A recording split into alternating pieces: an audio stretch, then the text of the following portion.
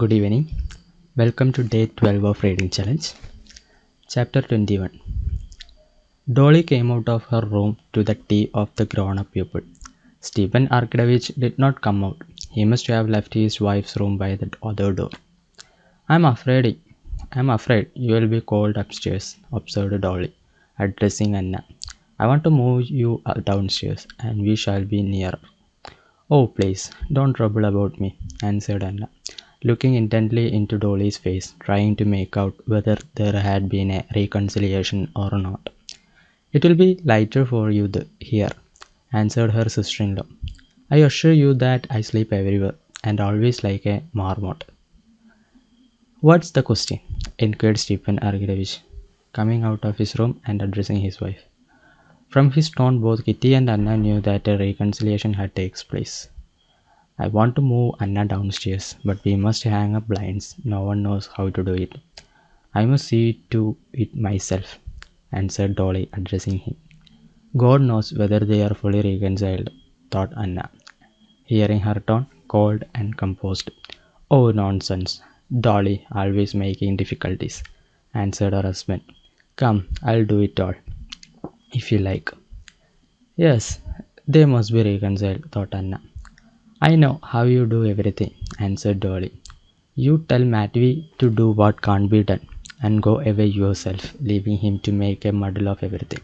And her habitual mocking smile curved the corners of Dolly's lips as she spoke. Full, full reconciliation, full, thought Anna. Thank God, and rejoicing that she was the cause of it, she went up to Dolly and kissed her. Not at all. Why do you always look down on me and Matthew? Said Stephen Arkadyevich, smiling hardly perceptibly and addressing his wife.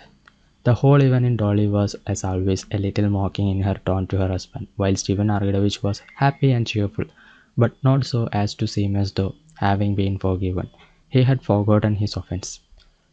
At 9:30, a particularly joyful and pleasant family conversation over the tea table at the Oblonskys was broken up by an apparently simple incident. But this simple incident for some reason struck everyone as strange. Talking about common acquaintances in Petersburg, Anna got up quickly. She is in my album, she said. And by the way, I will show you my Seryoza, she added, with a mother's smile of pride. Towards 10 o'clock, when she usually said good night to her son and often before going to a ball put him to bed herself, and she felt depressed at being so far from him, and whatever she was talking about she kept coming back in thought to her curly-headed Seryosa. She longed to look at his photograph and talk of him. Seizing the first pretext, she got up and with a light, resolute step went for her album. The, the, the stairs up to her room came out on the landing of the great warm main staircase. Just as she was leaving the drawing room, a ring was heard in the hall. Who can't that be? Said Dolly. It's early for me to be fetched, and for anyone else it's late, observed Kitty. Sure to be someone with papers for me, put in Stephen Arkadyevich. When Anna was passing the top of the staircase, a servant was running up to announce the visitor. While the visitor himself was standing under a lamp, Anna, glancing down, at once recognized Vronsky, and a strange feeling of pleasure and at the same time of dread of something stirred in her heart. He was standing still, not taking off his coat, pulling something out of his pocket. At the instant when she was just facing the stairs, he raised his eyes, caught sight of her, and into the expression of his face there passed a shade of embarrassment and dismay. With a slight inclination of her head she passed, hearing behind her Stephen Arkadyevich's loud voice calling him to walk up, and the quiet, soft and composed voice of Vronsky refusing. When Anna returned with the album, he was already gone, and Stephen Arkadyevich was telling them that he had called to inquire about the dinner they were giving next day to a celebrity who had just arrived, and nothing would induce him to come up. What a queer fellow he is, added Stephen Arkadyevich. Kitty blushed. She thought that she was the only person who knew why he had come, and why he would not come up. He hasn't been at home, she thought, and didn't find me, and thought I should be here. But he did not come up because he thought it late, and Anna is here. All of them looked at each other, saying nothing, and began to look at Anna's album. There was nothing either exceptional or strange in a man's calling at 9:30 on a friend to inquire details of a proposed dinner party and not coming in. But it seemed strange to all of them. Above all, it seemed strange and not right to Anna. Chapter 22. The ball was only just beginning as Kitty and her mother walked up the great stairs, flooded with light and lined with the flowers and footmen in powder and red coats. From the rooms came a constant steady hum, as from a hive, and the rustle of movement. And while on the landing between trees, they gave last touches to their hair and dresses before the mirror.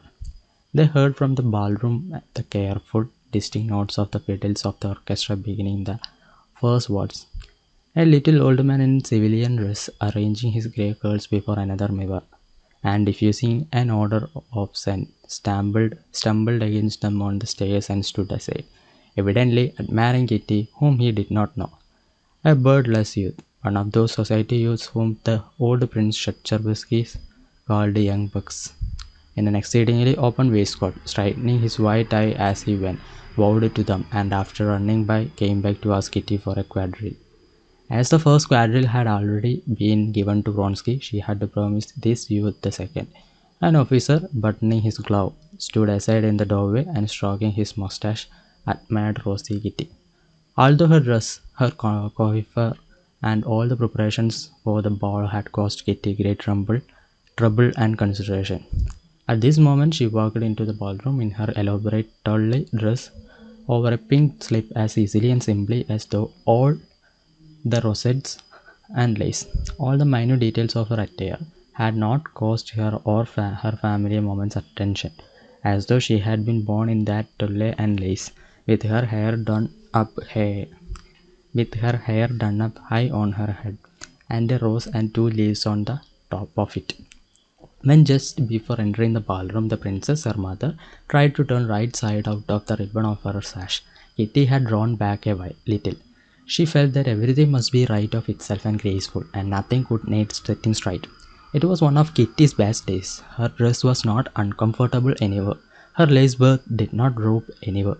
Her rosettes were not crushed nor torn off. Her pink slippers with high, hollowed out heels did not pinch but gladdened her feet, and the thick rolls of fair chignard kept upon her head as if they were her own hair. All the three buttons all three all the three buttons buttoned up without tearing on the long glove that covered her hand without concealing its lines. The black velvet of her locket nestled with a special softness around her neck. That velvet was delicious. At home, looking at her neck in the looking glass, Kitty had felt that velvet was faking. About all the rest there might be a doubt, but the velvet was delicious. Kitty smiled here too, at the ball, when she glanced at, in the, at it in the glass. Her bare shoulders and arms gave Kitty a sense of chill marble, a feeling she particularly liked. Her eyes sparkled, and her rosy lips could not keep from smiling from the consciousness of her own attractiveness. She had scarcely entered the ballroom and reached the throng of life ladies, all tolle, ribbons, lace, and flowers waiting to be asked to dance. Kitty was never one of that throng. When she was asked for a waltz and asked by the best partner, the first star in the hierarchy of the ballroom, a a renowned director of dancers, a married man, handsome and well built, Yegorushka Korusnitsky. He had only just left the Countess Bonina, with whom he had danced the first half of the waltz, and scanning his kingdom. That is too easy. That is to say, a few couple who had started dancing.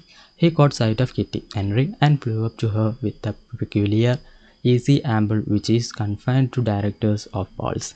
Without even asking her if she cared to dance, he put out his arm to encircle her slender waist. She looked round for someone to give her fan to, and their hostess, smiling to her, took it. How nice you have come in good time, he said to her, embracing her waist, such a bad habit to be late. Bending her left hand, she laid it on his shoulders, and her little feet in their pink slippers began swiftly, lightly, and rhythmically moving over the slippery floor in time to the music. It's a rush to waltz with you, he said to her, as they fell into the First slow steps of the waltz. It's exquisite. Such lightness, precision. He said to her the same thing he said to almost all his partners whom he knew well. She smiled at his praise and continued to look about the room over his shoulder.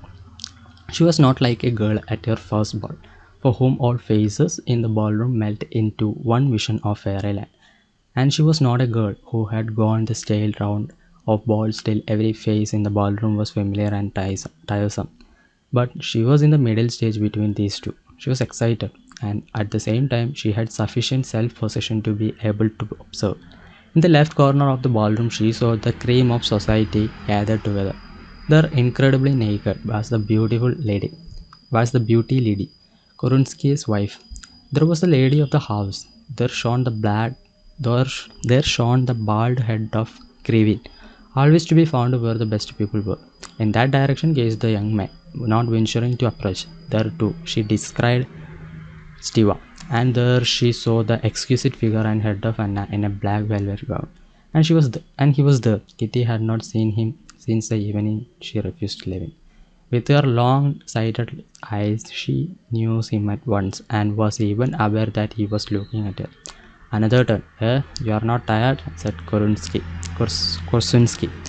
a little out of breath. No, thank you. Where shall I take you? Madame Karenina's here. I think take me to her. Wherever you can. And Korsunsky began waltzing with measured steps right towards the group in the left corner, continually saying, Pardon, mesdames, pardon, madams, and steering his course through the sea of lace, tulle, and ribbon, and not disarranging a further, he turned his partner sharply round, so that her slim ankles in light transparent stocking were exposed to view, and her train floated out in fan shape and covered Krivin's knees. Korsunsky bowed, set straight his open shirt front, and gave her his arm to conduct her to Anna Arkadevna. Kitty flushed, took her train from Krivin's knee, and a little giddy looked round, seeking Anna. Anna was not in Iliac, as Kitty had so urgently wished, but in a black low-cut velvet gown, showing her full throat and shoulders, that looked as though carved in old ivory, and her rounded arms with a tiny, slender wrist. The whole gown was trimmed with Venetian guipure. On her head, among her black hair, her own with no false addition, was a little wreath of pansies, and a bouquet of the same in the black ribbon of her sash, among with white lace. Her coiffure was not striking. All that was noticeable was the little wilful tendrils of her curly hair that would always break free about her neck and temples. Round her well-cut strong neck was a thread of pearls. Kitty had been seeing Anna every day. She adored her, and had pictured her invariably in lilac. But now, seeing her in black, she felt that she had not fully seen her charm. She saw her now as someone quite new and surprising to her. Now she understood that Anna could not have been in lilac, and that her charm was just that she always stood out against her attire. That her dress could ever be noticeable on her, and her black dress with its sumptuous lace was not noticeable on her.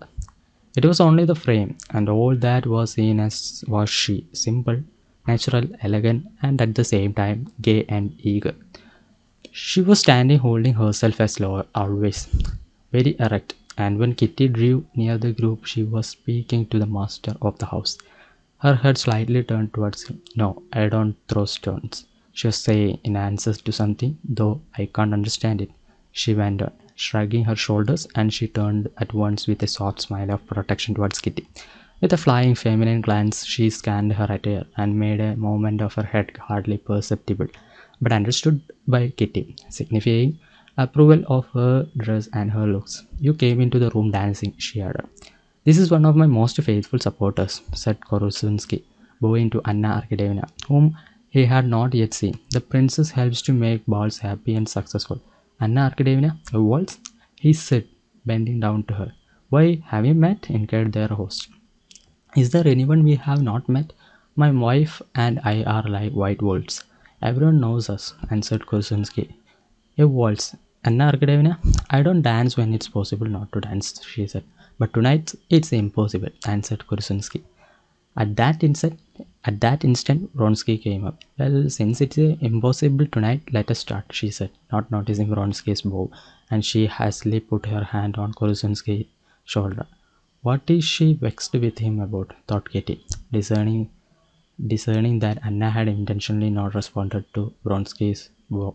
Vronsky went up to Kitty, reminding her of the first quadrille, and expressing his regret that he had not seen her all this time. Kitty gazed in admiration at Anna waltzing and listened to him. She expected him to ask her for a waltz, but he did not, and she glanced wonderingly at him. He flushed slightly and hurriedly asked her to waltz.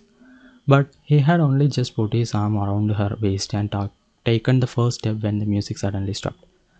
Kitty looked into his face, which was so close to her own, and long afterwards, for several years after, that look full of love, to which he made no response, cut her to the heart with an agony of shame. Pardon, pardon, waltz, waltz, shouted Korusunski from the other side of the room, and seizing the first young lady he came across, he began dancing himself. Chapter 23. Vronsky and Kitty waltzed several times round the room. After the first waltz, Kitty went to her mother, and she had hardly time to say a few words to Countess Nordston when Vronsky came up again for the first quadrille. During the quadrille, nothing of any significance was said.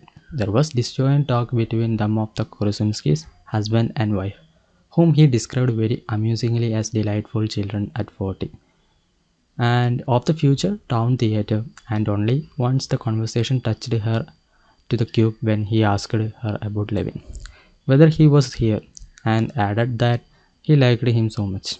But Kitty did not expect much from the quadrille. She looked forward with a thrill at her heart to the mazurka. She fancied that in the mazurka everything must be decided. The fact that he did not during the quadrille ask her for the mazurka did not trouble her. She felt sure she would dance the mazurka with him as she had done at former balls, and refused 5 young men, saying she was engaged for the mazurka. The whole ball up to the last quadrille was for Kitty as enchanted vision of delightful colors, sounds, and motions. She only sat down when she felt too tired and begged for their rest. But as she was dancing the last quadrille with one of the tiresome young men whom she could not refuse, she chanced to be a vis with Vronsky and Anna. She had not been near Anna again since the beginning of the evening, and now again she saw her suddenly quite new and surprising. She saw in her the signs of the excitement of success she knew so well in herself. She saw that she was intoxicated with a delighted admiration she was exciting. She knew that feelings and knew its sign, and saw them in Anna, saw the quivering flashing light in her eyes, and the smile of happiness and excitement unconsciously playing on her lips, and the deliberate grace, precision, and lightness of her movements. Who, she asked herself, all or one, and not assisting the harassed young man she was dancing with in the conversation, the thread of which he had lost and could not pick up again. She obeyed with external liveliness, the peremptory shouts of Korusunski starting them all into the grand round, and then into the chain, and at the same time she kept watch with the growing pang at her heart. No, it's not the admiration of the crowd has intoxicated her, but the adoration of one. And that one, can it be he? And that one, can it be he? Every time he spoke to Anna, the joyous light flashes into her eyes, and the smile of happiness curved her red lips. She seemed to make an effort to control herself, to try not to show these signs of delight, but they came out on her face of themselves. But what of him? Kitty looked at him and was filled with terror. What was pictured so clearly to Kitty in the mirror of Anna's face she saw in him? What had become of his always self-possessed resolute manner, and the carelessly serene expression of his face? Now every time he turned to her, he bent his head, as though he would have fallen at her feet, and in his eyes there was nothing but humble submission and dread. I would not offend you, his eyes seemed a very time to be saying, but I want to save myself, and I don't know how. On this face was a look such a Kitty had never seen before. They were speaking of common acquaintances, keeping up the most trivial conversation, but to Kitty it seemed that every word they said was determining their fate and hers.